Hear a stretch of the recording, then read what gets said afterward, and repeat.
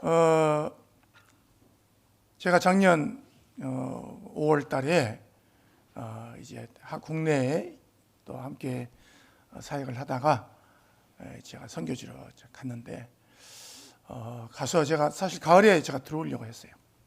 왜냐하면 우리 국내 사역도 좀 굉장히 중요하기 때문에 그렇게 들어오려고 했는데 해외 사역이 자꾸 문들이 열리는 거예요. 지금 이제 지진으로 어려움을 당하고 있는 터키, 지금 투르키예죠. 터키, 또 아르메니아 또 문들이 계속 열리고 있고, 그래서 거기는 뭐 투르키에 아르메니아 벌써 2번씩 제가 이제 작년 하반기 때 2번씩 다녀왔고, 또 이스라엘, 그리스, 이스라엘, 또 키프로스 이런 나라들을 쭉 순회하면서 제가 현장을 다녔습니다. 그러면서 제가 딱 보니까 우리 심재원 목사님이 국내에 계시면서도 또 세계를 또 다니고 계시는 거예요. 그래서 제가 뭘 느꼈냐? 야, 우리 진짜 고향 영광교회는 어마어마한 교회다. 이게 진짜 남들이 볼 때는 뭐 조그만 상가 교회처럼 보이지만 그렇지가 않아요. 그죠? 제가 앉아서 여러분들 얼굴을 쭉 둘러보니까 정말 영웅이에요. 영웅. 영웅. 게로이. 왜 그러냐면 사실은 성경을 쭉 볼 때 하나님께서 시대를 움직이실 때에 많은 무리를 사용하지 않았거든요. 한 사람을 사용하고 한 가정을 사용했어요. 한 사람 사용한 사람이 누굽니까? 노아잖아요. 그 노아의 가정을 통해서 시대를 이끌어 갔잖아요. 그리고 또 아브라함 한 사람을 통해서 또 새로운 사역을 시작하고, 아브라함의 가문을 통해서 이스라엘을 이끌어 갔잖아요.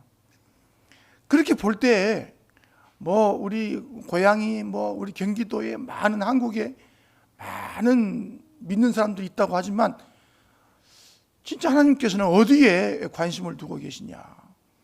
정말 하나님과 방향을 맞춘, 세계 복음화의 언약을 붙잡은, 그리고 복음으로 결론 난 고향 영광교회에 관심을 두고 계신다는 사실. 제가 정말 그 선교사 중에서는 참 잘 누리는 선교사라고 제가 자부를 하잖아요. 그런데 작년에 제가 그걸 다시 한번 깨달은 거예요. 제가 사실 작년에 뭐 경제적으로나 또는 여러 가지로 제가 좀 어려웠거든요. 어려웠는데도 그러면 사역이 줄었냐? 더 늘어난 거예요, 사역이. 그리고 하나님께서 더 많은 지경으로 저를 보내시면서, 야, 이상하다. 응? 하나님은 참 이상한 분이시다. 네. 우리 인간의 숫자로는 상상할 수 없는 하나님께서 이렇게 역사하시는 것을 볼 때 제가 그때 잡은 단어가 딱 한 가지가 있어요. 그게 뭐냐? 사역. 사역. 그럼 나는 누구냐? 사역자. 여러분이 누구예요? 여러분이 성도, 맞는 말이에요.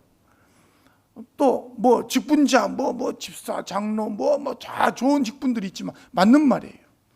그런데 그거보다 더 중요한 그 직분이 뭐냐? 사역자.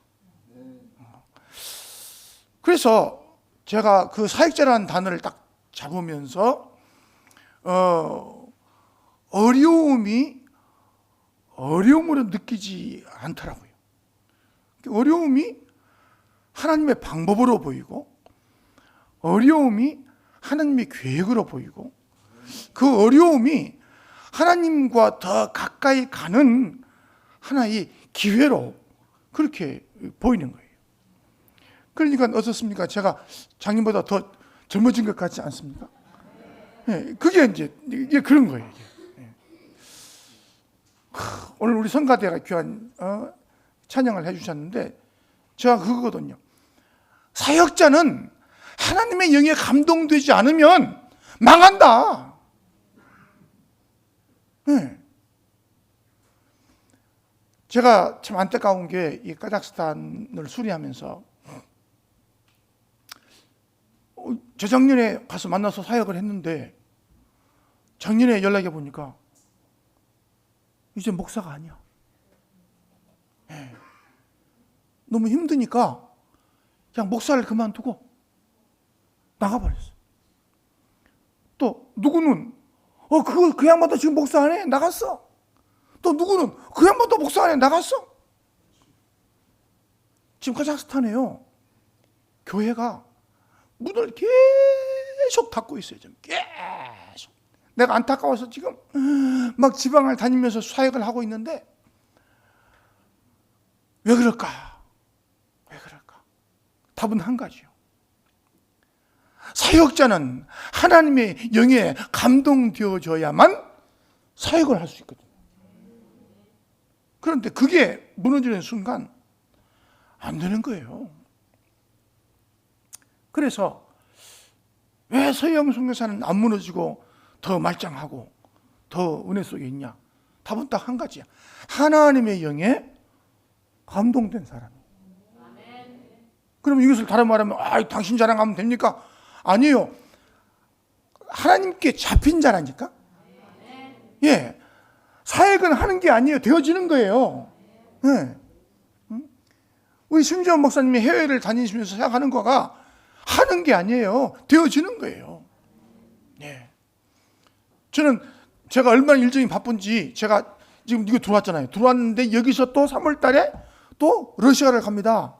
그 전쟁하고 있는 그 러시아 옆에 간다니까. 그 소치 옆에 우크라이나 옆으로 간다니까. 두렵지 않으세요? 안 두려운데요? 왜 그럴까? 미쳤거나 하나님의 영에 감동됐거나. 예, 그렇죠. 그런데 그 미친 건 아닌 것 같아. 여러분, 우리가 사역을 하다가 특히 우리 고향 영광교회 같은 경우는요, 굉장히 중요한 일을 하고 있잖아요. 사역을 하다가 조금 지치기 시작하고 조금 뭔가가 조금 이건 아닌데라고 생각이 들 경우는 여러분, 그때에 여러분이 딱 거기서 지치기 시작하면요, 정말로 아무것도 할 수 없잖아요.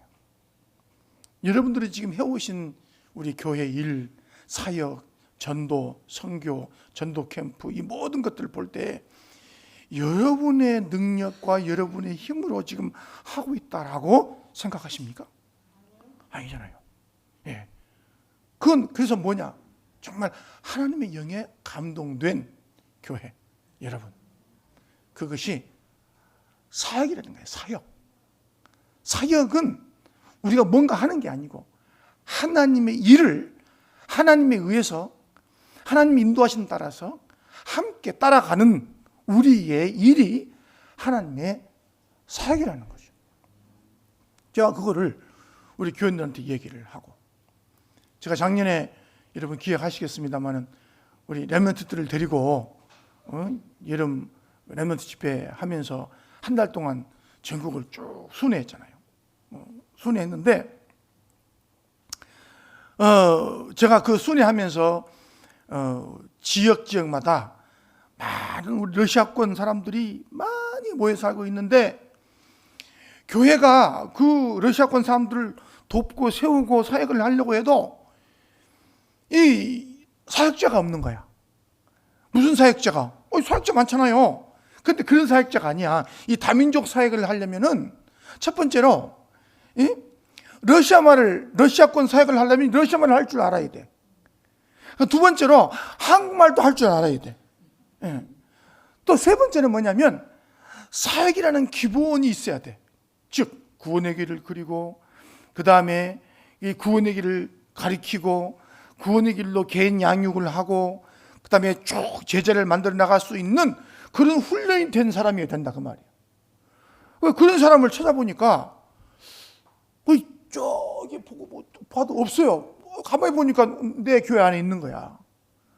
그래서 우리 교회 렘넌트들한테, 야, 너희들 가서 봤지? 그런 사역자가 필요해. 너희 중에 가서 말이야, 몇 년은 못 하더라도 너희들 한국에 가서 다만 1년이라도 가서 그 사역할 수 있는 그런 기도를 하자. 작년 8월 달부터 계속 기도했거든요. 그랬더니 우리 그때 와서 특송했던 그 자매 중에 자넬이라고 하는 그 자매가 있어요. 걔가 지금 나이가 22살밖에 안 돼요. 근데 이번에 대학을 졸업을 해. 이번 여름에. 근데 부모님이 이제 집안이 괜찮거든. 너 대학원 가라고. 대학원 가라고 그러는데 걔가 부모님 또 저기 카자흐 사람들이어서 예수를 안 믿어요. 딸이 예수 믿는 거 막 반대하다가 이제 할 수 없이 알아서 해. 이제 그렇게 해서 지금 우리 사역자가 됐는데 그 자네한테 대학원 가라니까 자네는 뭐라고 그러냐면 나는 한국 가서 사역할 거라고. 근데 부모님들이 또 뭐라고 하겠어요? 또 이게 돌아도 단단히 돈 것이 이게 완전히. 그래가지고 제가 이제 국내에 제가 지금 생각하고 있는 그 현장 교회에다가 제가 이제 편지를 보내고 이런 준비된 사역자를 보내서 한 1년간 이 사역을 좀 하기를 원하는데 함께 했으면 좋겠다.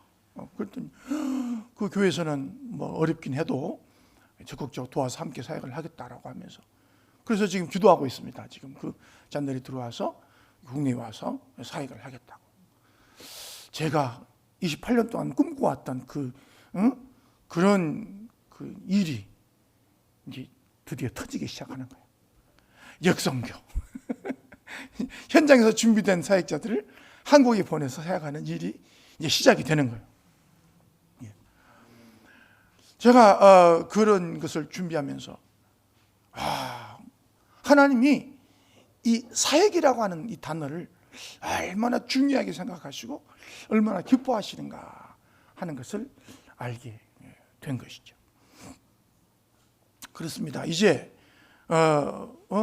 우리 준비된 일꾼들이 우리 국내 다민족 사역을 위해서 이제는 또 이렇게 국내에 들어와서 뛰어야 할 지금 그런 시간표가 되었다라고 저는 보는 거죠. 그래서 그런 기도를 하다 보니까 이제 그 준비하는 그런 사역들이 좀 계속 진행되어지고 있습니다. 그래서 한국어를 가르치고 또 제자를 훈련시키고 그러면서 또 국내에 와서 이 다민족 현장을 둘러보면서 사역할 수 있는. 지금 여러분들이 우리 카자흐스탄을 놓고 쭉 기도하시는 가운데 지금 이런 놀라운 일들이 지금 일어나고 있거든요. 이게 1호 이 역성교 사역자가 나오면 또 2호는 안 나오겠습니까? 3호는 안 나오겠어요? 그리고 그것만이 아니라 이제 한국만이 아니라 전 세계에 많은 사역자들이 있는데 그 사역이 진행이 안 되겠어요? 제가 아르메니아 가서 참 큰 이제 은혜를 받은 게 뭐냐면 제가 러시아 말을 하긴 하지만 제가 막 러시아 말을 막 요창하게 잘하는 건 아니에요. 여러분 볼 때는 내가 러시아 말 굉장히 잘하는 것처럼 보이겠지.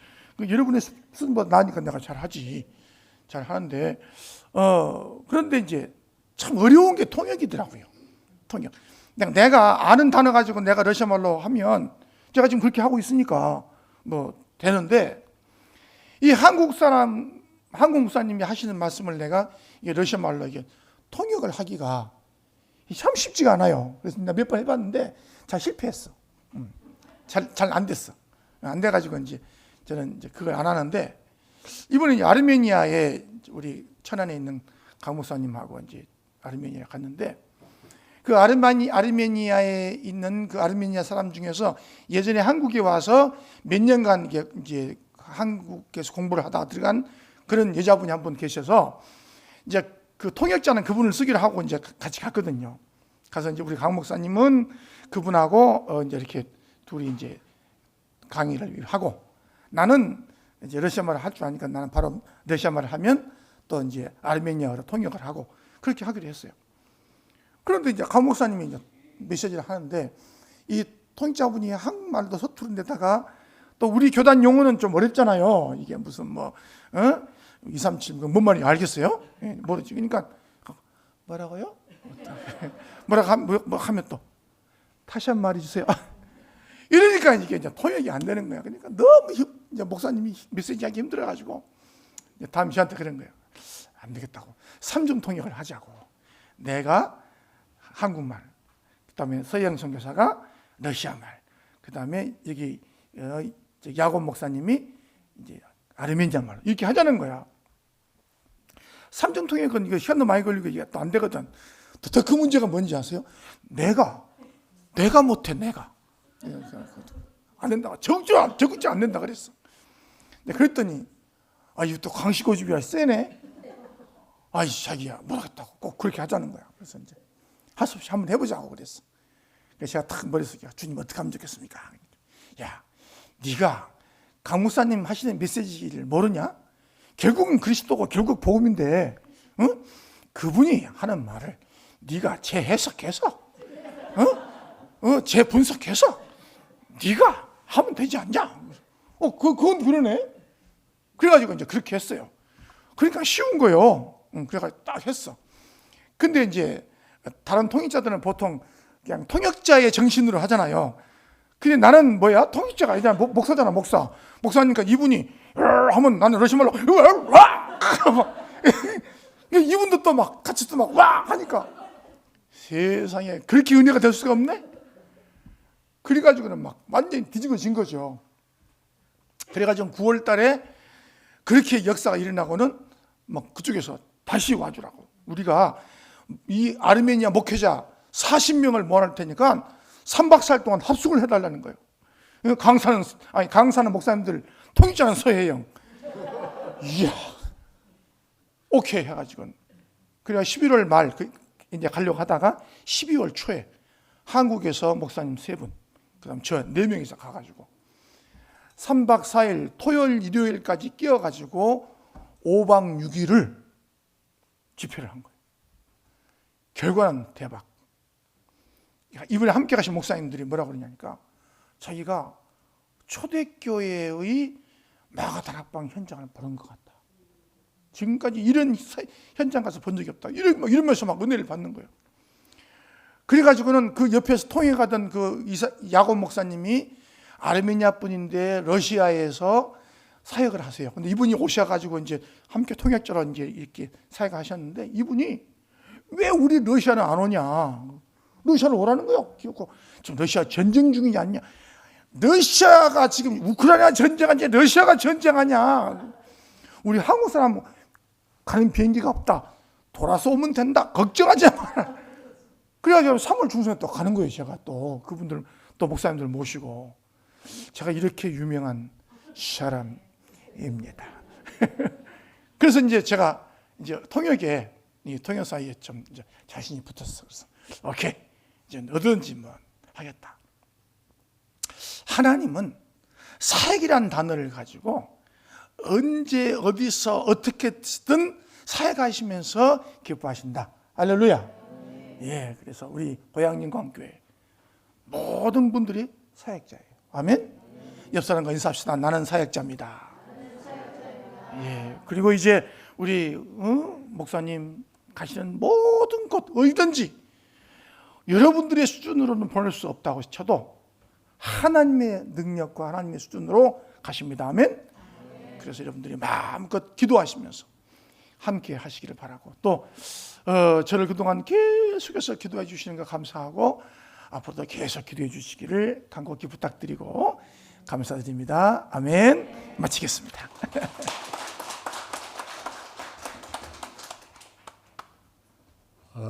감사합니다. 우리 귀한 선교사님 다시 한번 우리 박수로 하나님께 영광 돌리겠습니다. 감사합니다.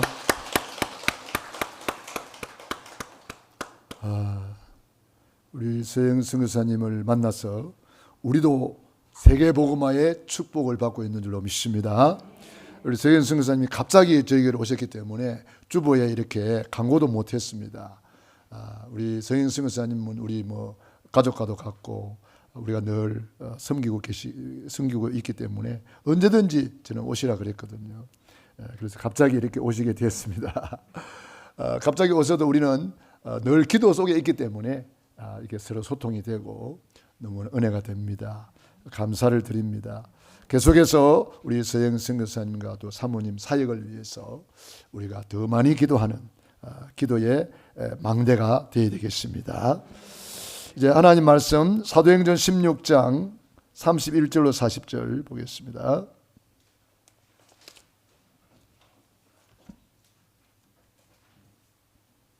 사도행전 16장 31절로 40절에 있는 말씀을 같이 읽겠습니다. 시작. 이르되 주 예수를 믿으라. 그리하면 너와 내 집이 구원을 받으리라 하고 주의 말씀을 그 사람과 그 집의 모든 사람에게 전하더라.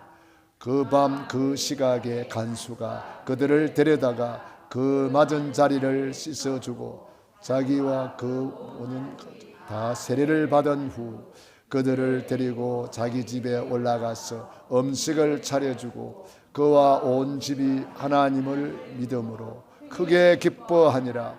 날이 새매 상관들이 부하를 보내어 이 사람들을 놓으라 하니 간수가 그 말대로 바울에게 말하되 상관들이 사람들을 보내어 너희를 놓으라 하였으니 이제는 나가서 평안히 가라 하거늘 바울이 이르되 로마 사람인 우리를 죄도 정하지 아니하고 공중 앞에서 때리고 옥에 가두었다가 이제는 가만히 내보내고자 하느냐. 아니라 그들이 친히 와서 우리를 데리고 나가야 하리라 한데 부하들이 이 말을 상관들에게 보고하니 그들이 로마 사람이라 하는 말을 듣고 두려워하며 와서 권하여 데리고 나가 그 성에서 떠나기를 청하니 두 사람이 옥에서 나와 루디아의 집에 들어가서 형제들을 만나보고 위로하고 가니라. 아멘. 할렐루야. 예수님은 그리스도는 십자가에서 다 이루신 주님이 부활하셔서 지금 성령으로 우리 안에 우리와 함께 하시면서 오늘도 우리에게 말씀하시는 줄로 믿습니다. 저는 오늘 사도행전 16장 31절로 40절에 있는 말씀을 중심으로 주 예수를 믿으라, 이러한 제목으로 은혜를 나누겠습니다. 여러분이 기도해 주셔서 일본 단기 선교 잘 다녀왔고요. 일본은 0.3%밖에 예수를 안 믿어요. 그렇지만은 예수를 믿었다 그러면은 우리나라보다 10배, 20배로 잘 믿어요. 그래서 저는 일본에 대해서 의문이 하나 있었거든요. 아니, 우상숭배하면 망하는데, 물론 일본에는 한 집에 한 사람씩 정신병자가 있어요. 일본에는 한 집에 한 사람은 꼭 정신병자가 있어요. 우상숭배의 결과죠. 그런데도 경제는 지금 많이 어려워졌지만은 그래도 일본은 세계적인 경제 대국이거든요. 왜 그런가 이상하다. 다른 나라에 가보면은 우상숭배의 결과로 가난이 찌들어 있거든요. 근데 일본은 안 그래요. 왜 그럴까 했는데 이번에 제가 이유를 알았어요. 일본 사람들이 예수를 믿으면 바로 철저한 제자가 되어서 교회를 섬기고 선교사를 후원하고 학교를 세우고 뭐 이런 선교 사역을 엄청나게 감당하는 거예요. 일본 그러면 우리나라를 괴롭혔기 때문에 우리는 그것만 크게 생각하고 일본 사람들이 우리나라에 와서 한 일에 대해서는 잘 모를 수가 있어요. 그런데 사실을 알고 보면은 일본 사람들이 우리나라에 와서 150개 이상 교회를 세웠대요. 그리고 학교도 세우고 뭐 여러 가지 고아원이라든지 이런 복지 시설도 하고 지금도 전 세계에 0.3%밖에 안 되는 그 작은 그리스도인들이 그런 예수를 믿다 그러면은 복음을 위해서 헌신하는 거예요. 이번에 어떤 그 모리아 장로님이라는 분을 만났는데 그 장로님이 우리 목사님들 오셨다고 식사 대접을 하시는데 그분이 간증을 잠깐 이렇게 하시더라고요. 포럼 좀 하시라 그랬더니 원래 나무 밑에서 이제 일을 하던 사람이었는데 그 이종훈 선교사님이 선교 간다 그러니까 선교 가는데 선교비가 이렇게 많이 필요하고 거기에 교회를 세워야 됩니다. 여러분들이 힘껏 헌금해 주십시오 했는데 이분이 헌금할 돈이 없었대요. 그래서 생각하다가 그 회사 자금을 좀 끌어서 헌금을 했나 봐요. 사실 그거는 이제 하면 안 되는 일이잖아요. 그런데 자기도 모르게 믿음으로 뭐 하셨는지 모르겠으나만 하여튼 그렇게 했대요. 근데 그게 이제 발견이 되어져서 이제 고발 당할 위기가 되고 여러 가지 어려움이 올 수밖에 없었는데 하나님이 어떻게 역사하셨느냐? 계속 기도하는 중에 하나님께서 그 사장의 마음을 어떻게 움직였느냐? 내가 그동안 이 사업 누구한테 넘길까 했는데 이참에 네가 이 사업을 맡으면 안 되겠냐? 그래? 근데 난 돈이 없는데?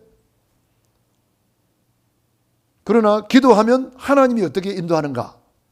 그 기도했더니 친구가 돈을 대줘가지고 그 사업을 그 계기로 말미암아 사업을 인수를 했게 됐어요. 그런데 그 이후로 하나님이 어떻게 축복하셨느냐? 나고야에서 제일 큰 그 사업장이 됐습니다. 그래가지고 그 사업장은 뭐냐면은 그 뭐 아주 고급 차들이 수리를 하는 데예요. 고급 차들이 수리하는 데. 예. 그래서 나고야에서 제일 큰 사업장이 되고 세계 선교에 마음껏 헌신하는. 그래서 그 장로님이 우리 목사님들한테 제일 좋은 것을 대접한다 그래가지고 일본에서 뭐 1억이 넘는 소가 있다 하네요. 1억이 넘는 소를 뭐 와규라 하더나 하여튼 그런 소가 있대요. 예, 그래서 그런 것을 대접을 제가 1억이 넘는 소를 먹고 왔어요. 하여튼 그렇게 대접을 이렇게 하시더라고요. 그래서 그분이 그런 간증을 하시면서 너무 감사하다고. 전도 선교 세계복음화 때문에 지구가 돌아갑니다. 이 일에 방향을 맞추기만 하면 하나님이 하늘문을 열고 쏟아부어 주시는 거예요. 브리스길라 아굴라 부부가 천막 사업을 하는데 조그마한 사업을 했습니다. 전도 선교의 방향을 맞추고 선교사 바울을 만나가지고 세계복음화의 방향 맞추니까 하나님이 어떤 문을 열었습니까? 로마의 군납을 하는 문을 열어줘가지고 세계적인 산업인이 됐잖아요. 오늘 루디아가 나오는데 이 루디아도 마찬가지입니다. 루디아는 자주 장사라 그랬습니다. 옷감 장사였죠. 요즘 말하면 옷가게 정도. 그런데 이 사업장에 전도 선교 세계복음화의 방향 맞추니까 빌립보 살리는 교회를 세울 만큼 오늘의 빌립보는 유럽을 말합니다. 유럽 복음화의 첫 성이었고 유럽 복음화의 첫 열매가 루디아입니다. 이 사람은 자주 장사를 하는 산업인입니다. 하나님께서 그 사업장을 얼마나 축복하셨으면 오늘 성경에 기록되는 빌립보 교회를 세우는 축복을 받았단 말이에요. 그래서 참 우리가 전도 선교 때문에 우리 교회도 뭐 전도 선교의 방향을 맞추고 있기 때문에 저는 기대가 되고 우리 산업인들이 일어나서 세계복음화의 주역이 될 것이다. 우리 후대들이 일어나서 세계복음화의 주역이 될 것이다. 저는 그런 믿음을 가지고 기도하고 있습니다. 왜냐? 역사가 그랬어요.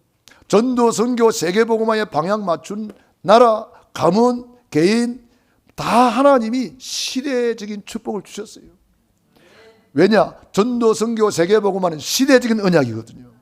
이 시대적인 언약을 잡으면 시대적인 응답을 주시는 거예요. 그러니까 여러분들도 내 입을 크게 열라 내가 채우리라 그랬잖아요. 입을 크게 열고 전도 선교 세계복음화에 한번 방향을 맞추어서 눈물로 한번 씨를 보시기 바랍니다. 사람이 무엇으로 심든지 그대로 거두리라. 천국은 침노를 당하나니 침노하는 자가 빼앗느니라. 여러분들이 전도 선교에 진짜 마음을 담고 한번 심어보세요. 어떤 일이 일어나는가. 하나님께서는 지금 그런 사람을 찾고 있습니다. 록펠러도 가장 가난한 사람이었어요. 그런데 하나님의 말씀대로 온전한 11조를 드리고 전도 선교 세계복음화의 방향을 맞추기 시작했는데 하나님께서 하늘문을 열어버린 거잖아요. 그래서 가장 가난한 사람이 가장 빛의 경제를 많이 누리고 교회를 4,000개 이상 건축하여 헌당한 사람이에요.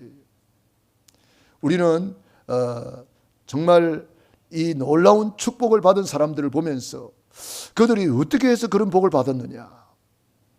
우리 대한민국이 1만 명의 선교사를 파송했을 때에 1만 불의 1만 불의 그런 국민 소득을 가졌단 말이에요. 2만 명의 선교사를 파송했을 때에 우리 대한민국 국민 소득이 2만 불이 되었습니다. 3만 명의 선교사를 파송했을 때에 하나님이 우리 대한민국 경제를 3만 불의 경제가 되게 하셨습니다. 지금 3만 명이 넘게 선교사들이 나와 계십니다. 곧 4만 명이 되겠죠. 그러면 경제는 4만 불 시대로 올라가는 거예요. 그래서 하나님이 우리 대한민국 땅도 좁고 여러분 지도를 펴놓고 보면은 어때요? 너무나 작은 나라잖아요. 지하 자원이 있습니까? 뭐가 있습니까? 사람들이 소가지가 좋습니까? 정치인들이 뭐 정치를 잘합니까? 그런데도 하나님이 우리 대한민국 경제를 계속 올려주는 이유는 세계 복음화 때문에. 아마 우리 선교사님들을 계속 파송하고 단기 선교 계속 나가면, 그래서 전도 선교는 허비하는 게 아닙니다. 투자하는 거예요. 심는 거예요. 그래서 어떤 분들은 내가 뭐 한 달에 한 번씩 단기 선교 나가니까 걱정하시는 분들도 계시더라고요. 여러분 걱정할 필요가 없습니다. 많이 심어야 많이 거두게 되는 거예요. 두고 보세요. 하나님이 어떻게 역사하시는가. 전도 선교에 많이 헌신해야, 많이 퍼날라야, 그래야 하나님이 계속 듣고 다닙니까? 여러분이 심고 거두는 원리, 하나님은 30배, 60배, 100배의 계시를 주신다고 분명히 약속했습니다. 100배의 축복을 받은 사람들이 있잖아요. 성경에 이삭이 그 해에 농사하여 100배나 얻었고, 할렐루야. 그런데 전도 선교는 100배가 아닙니다. 이사야 60장 22절, 그 작은 자가 천을 이루겠고 그 약한 자가 강국을 이룰 것이라. 때가 되면 나 여호와가 속히 이루리라. 그래서 전도 선교에 방향 맞춘 저와 여러분은 이제 하나님을 향하여 큰 입을 열고 기대하시기 바랍니다. 하나님은 오늘도 믿음의 하나님이시거든요. 그리고 우리가 믿음으로 나갈 때 하나님이 역사하시는 거예요. 네 믿음대로 될지어다. 계산하고 나가는 사람은 하나도 응답 못 받습니다. 계산하면 아무것도 못합니다. 500 이어가지고 5,000명을 먹이고 12강주를 거두는데 계산하면 계산이 나와요? 절대 안 나오잖아요. 절대 불가능이잖아요. 그런데 믿음으로 주님의 손에 올려드렸는데 5,000명이 먹고도 12강주리를 거두게 됐잖아요. 믿음은 바라는 것들의 실제 상황이다. 보지 못하는 것들의 증거라. 여러분이 믿음으로 하는 거예요. 예배도 믿음으로 드리는 거예요. 그런데 할 수 있는 것도 안 하는 사람도 많아요. 우리는 뭐든지 믿음으로 하는 거예요. 농부가 씨를 뿌리는 것도 믿기 때문에 씨를 뿌리는 거지 바보가 되어서 씨를 뿌리는 거예요? 아니잖아요. 여러분 사업하시는 분들이 투자를 하는데 바보가 되어서 거기에 돈을 넣는 게 아니잖아요. 믿음으로 투자를 하는 거예요. 그런데 세상에서는 부도가 날 수가 있습니다만은, 그런데 우리 하나님께는 절대로 부도가 없습니다. 그래서 너를 위하여 보물을 하늘에 쌓아두라. 거기는 좀과 동록이 해하지 못하고 도적이 구멍을 뚫지 못하느니라. 그래서 저와 여러분들은 최고의 축복을 받은 사람인데, 왜 축복받은 사람이냐? 구원받았기 때문에 축복받았고. 왜 축복받았느냐? 전도, 선교, 세계복음화를 위해서 내 육신의 때를, 내 영혼의 때를 위하여 심을 수 있는 절호의 기회를 맞았기 때문에, 이것이 바로 우리에게 주신 최고의 기회란 말이에요. 하나님이 주신 기회를, 신령한 기회를 여러분이 붙잡으시기 바랍니다. 오늘 본문의 말씀을 보면은 바울이 선교팀을 만들어가지고 지역을 순회하는 중에 하나님이 방향 전환을 시켜가지고 아시아에서 유럽으로 가도록 방향 전환을 시켰습니다. 방향 전환을 시켜서 처음으로 빌립보를 성에 가서 루디아를 만나고 빌립보 교회가 세워졌습니다. 내 집에 들어와 유하라. 거기서 말씀운동 기도하고 예배 드리니까 거기가 교회가 된 거예요. 그리고는 지역을 이제 순회를 쭉 하는 중에 귀신 들린 여종을 만났어. 얼마나 바울팀이 가서 구원의 길을 외쳤던지, 와, 구원의 길을 전하는 사람이다. 와, 구원의 길을 전하는 사람이다. 오늘 간수장이 지진이 나가지고 지진 났다고 다 죽는 게 아닙니다. 바울과 실라는 지진 나는 바람에 오히려 전도 선교의 문이 열려버렸어요. 홍수 났다고 다 죽는 게 아닙니다. 홍수에 노하는 최고의 땅 재벌이 되어버렸어요. 골리앗 쳐들어왔다고 다 어려움당하는 게 아닙니다. 골리앗 때문에 다윗은 최고의 출세를 했습니다. 노예로 갔다가 다 망하는 게 아닙니다. 요셉은 노예로 가가지고 최고로 복을 받아서 세계복음화의 주역이 됐습니다. 여러분에게 오는 문제를 그냥 보면 안 됩니다. 언약 잡은 저와 여러분은 그걸 보는 눈이 달라야 되는 것입니다. 아낙 산지 앞에서 여호수아 갈렙은 눈이 달랐습니다. 10명의 정탐꾼은 언약을 놓치고 보니까 아이고 우리는 다 죽었다, 메뚜기 같다, 저들은 크고 강대하고 망했다고 말했습니다.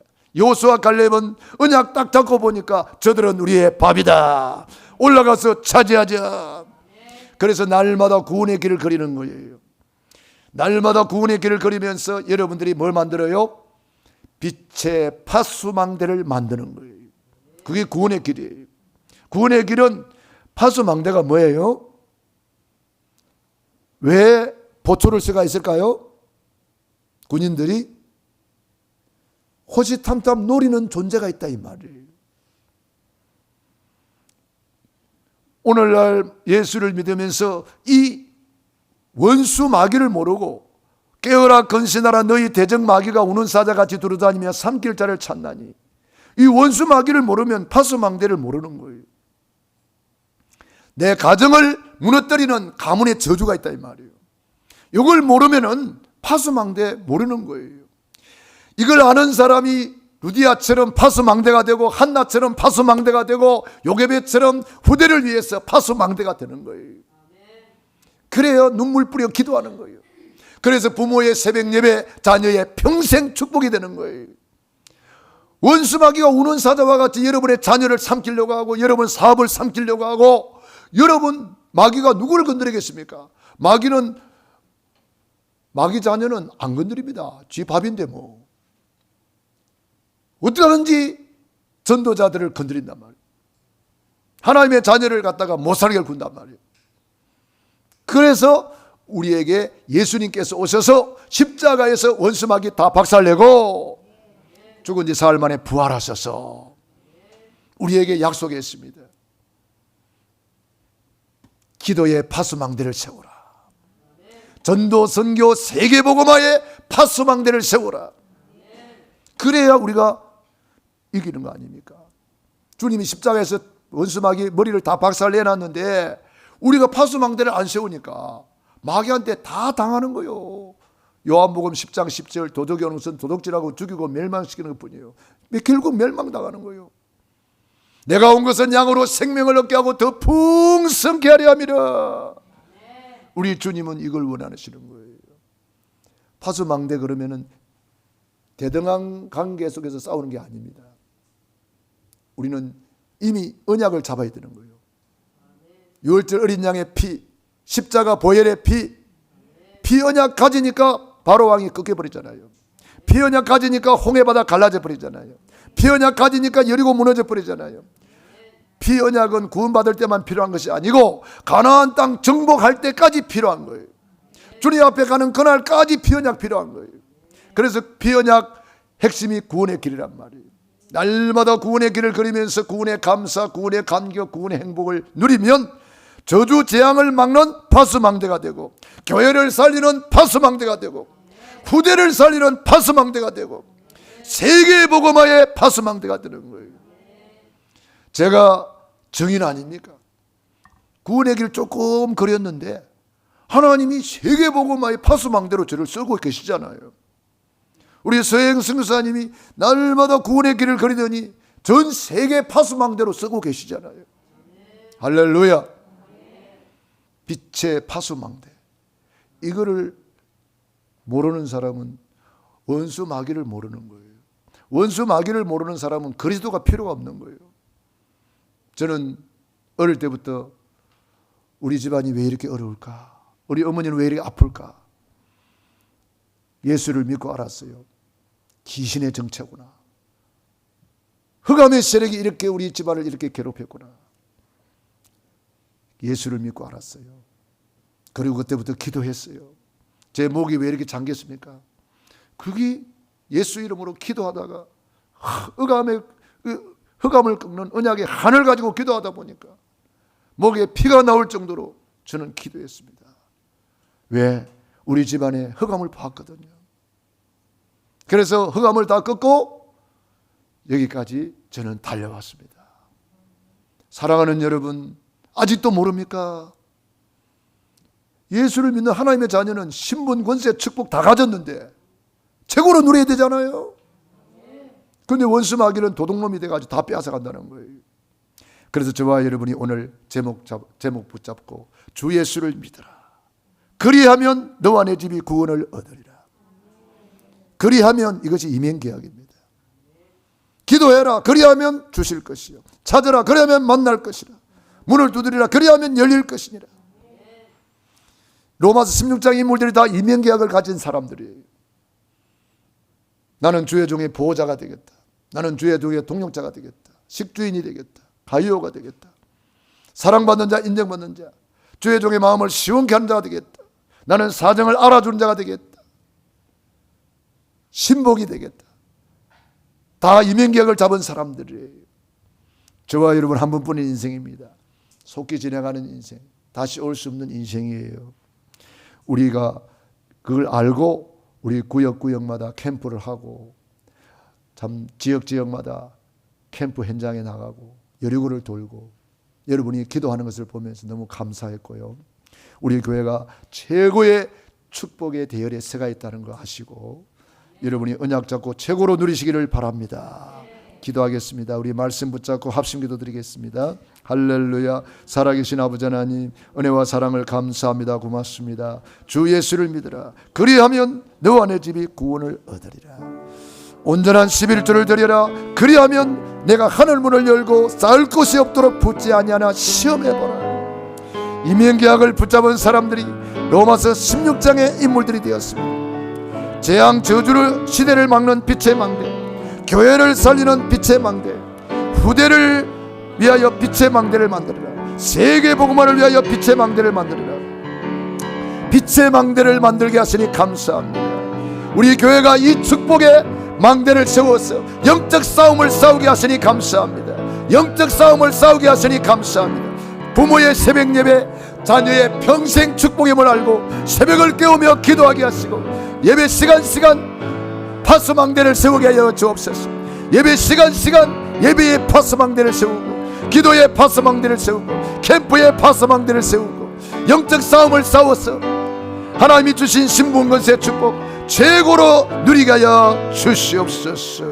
예수님 이름으로 기도드리옵나이다. 아멘.